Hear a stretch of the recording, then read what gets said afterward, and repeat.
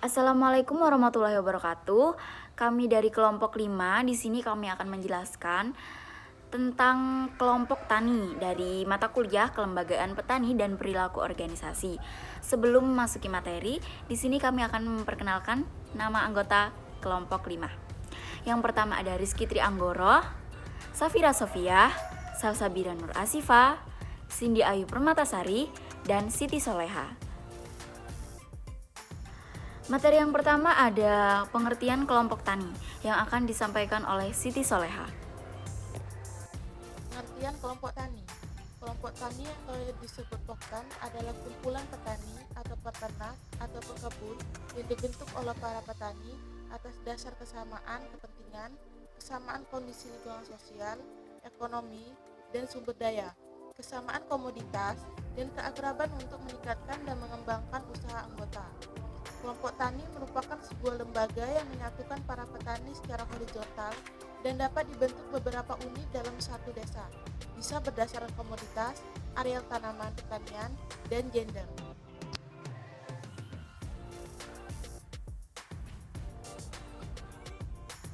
Nah, setelah kita mengetahui materi yang pertama tentang pengertian kelompok tani, dan kita akan memasuki ke materi yang kedua, yaitu mengenai karakteristik kelompok tani. Pertama, ciri-ciri poktan. 1. Saling mengenal, akrab, dan saling percaya di antara sesama anggota. 2. Mempunyai pandangan dan kepentingan serta tujuan yang sama dalam berusaha tani. 3.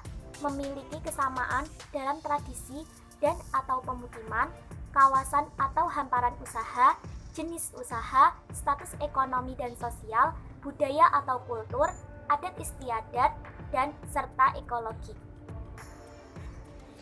2. Unsur pengikat poktan. Adapun unsur pengikat poktan adalah kawasan usaha tani menjadi tanggung jawab bersama di antara anggota, kegiatan yang manfaatnya dapat dirasakan oleh sebagian besar anggota, kader yang mampu menggerakkan petani dengan kepemimpinan yang diterima oleh anggota, pembagian tugas dan tanggung jawab sesama anggota berdasarkan kesepakatan bersama, motivasi dari tokoh masyarakat dalam menunjang program yang ditetapkan. Fungsi kelompok tani atau poktan itu ada 3, yaitu 1 sebagai kelas belajar, 2 sebagai wahana kerjasama, 3 sebagai unit produksi. Fungsi kelompok tani sebagai kelas belajar merupakan wadah belajar mengajar bagi anggota untuk meningkatkan pengetahuan, keterampilan, dan sikap agar tumbuh dan berkembang menjadi usaha tani yang mandiri melalui pemanfaatan dan akses kepada sumber informasi dan teknologi, sehingga dapat meningkatkan produktivitas, pendapatan, serta dapat meningkatkan kehidupan yang lebih baik lagi. Kemudian, fungsi kelompok tani sebagai wahana kerjasama merupakan tempat untuk memperkuat kerjasama, baik antar sesama petani dalam poktan atau antar poktan, maupun dengan pihak lain, sehingga diharapkan usaha tani lebih efisien dan mampu menghadapi ancaman, tantangan, hambatan, serta lebih menguntungkan.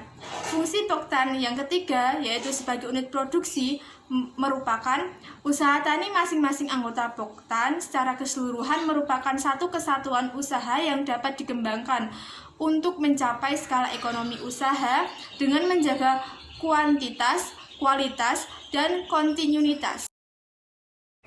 Nah, setelah kita mengetahui pengertian kelompok tani dan karakteristik kelompok tani, selanjutnya kita akan memasuki materi yang ketiga atau yang terakhir, yaitu tentang penumbuhan kelompok tani yang akan disampaikan oleh teman-teman sekalian. Dasar penumbuhan poktan. Penumbuhan poktan dapat dimulai dari kelompok atau organisasi sosial yang ada di masyarakat. Anggota poktan harus memiliki kegiatan usaha tani sebagai mata pencaharian utama. Poktan dapat ditumbuhkan dari petani dalam satu wilayah, satu RW, atau dusun atau lebih, satu desa atau kelurahan atau lebih, berdasarkan domisili, hamparan atau lahan usaha tani, atau jenis usaha tani sesuai dengan kebutuhan mereka di wilayah.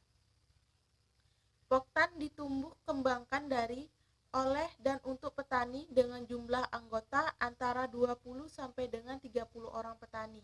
atau disesuaikan dengan kondisi lingkungan masyarakat dan usaha taninya.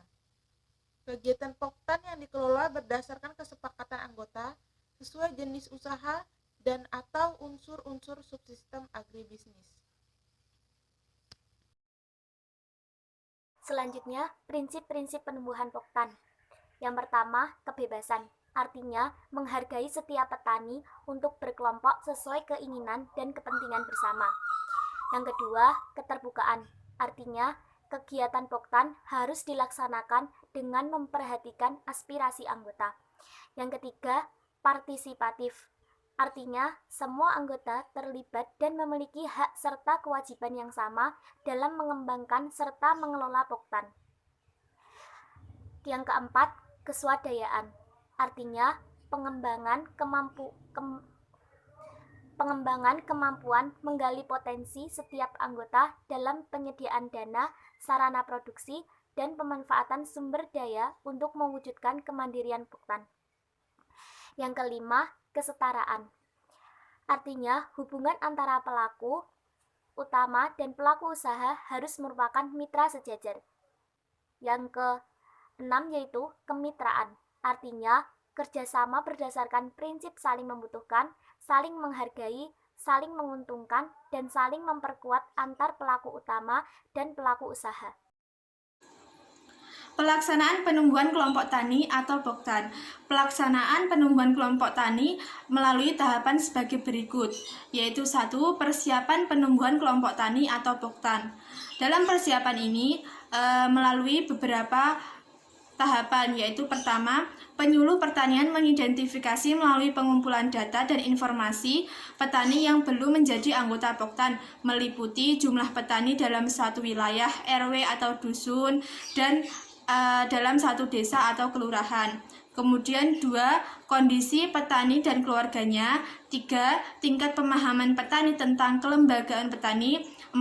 Organisasi sosial yang anggotanya petani. 5. Domisili dan sebaran petani serta jenis usaha tani. Kemudian yang kedua yaitu penyuluh pertanian menjelaskan kepada tokoh-tokoh petani dan aparat-aparat desa hal-hal sebagai berikut. 1. Pengertian, ruang lingkup, tujuan, dan manfaat membentuk kelompok tani untuk kepentingan usaha tani serta hidup masyarakat. 2. Proses penumbuhan. 3. Penyusunan rencana kerja. Kemudian yang ketiga, penyuluh pertanian melakukan pertemuan kelompok-kelompok atau kelembagaan sosial dan pertemuan di tingkat RW atau dusun dalam satu desa atau kelurahan. 4. Proses penumbuhan kelompok tani atau Poktan. 1. Kementerian Pertanian melakukan sosialisasi tentang penumbuhan Poktan kepada tokoh-tokoh petani setempat dan aparat desa. 2. Penumbuhan atau musyawarah petani yang dihadiri oleh tokoh masyarakat, pamong desa, kelurahan, instansi terkait, dan didampingi oleh penyuluh pertanian. 3. Menyepakati pembentukan Poktan yang dituangkan dalam surat pernyataan dengan diketahui penyuluh pertanian. 4. Mengurus Poktan terdiri atas ketua, sekretaris, bendahara, dan seksi-seksi sesuai dengan unit usaha yang dimiliki. 5. Setiap Poktan melakukan pertemuan lanjutan dengan dihadiri seluruh anggota untuk menyusun atau menetapkan rencana kerja. 6.